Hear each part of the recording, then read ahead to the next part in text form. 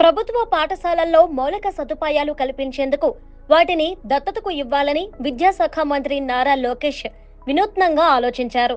దీనికోసం దేశ విదేశాల్లో స్థిరపడిన ప్రముఖులు, దాతల సహకారం తీసుకోవాలని నిర్ణయించారు. 40-50 ఏళ్ల వయసులో ఉండి జీవితంలో ఒక స్థాయికి వచ్చిన వారంతా గతంలో ప్రభుత్వ పాఠశాలల్లో చదువుకున్న వారే.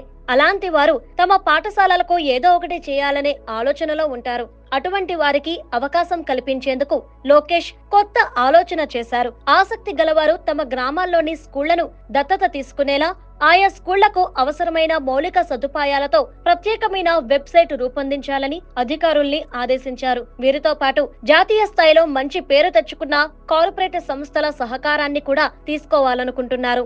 విద్యా వ్యవస్థలో సంస్కరణలను వేగంగా అమలు చేసి సమూలంగా మార్చాలనుకుంటున్న మంత్రి లోకేష్ అందుకనుగుణంగా శరవేగంగా అడుగులు వేస్తున్నారు. ఇప్పటికే P4 కార్యక్రమంలో భాగంగా కొందరు కొన్ని పాఠశాలలను అభివృద్ధి చేయడానికి ముందుకు వచ్చారు. భవిష్యత్తులో ఏ ప్రభుత్వ పాఠశాలలో కూడా సీటు ఖాళీ లేదు, అడ్మిషన్లు పూర్తయ్యాయి అనే బోర్డు పెట్టాలనే లక్ష్యంతో మంత్రి ఉన్నారు.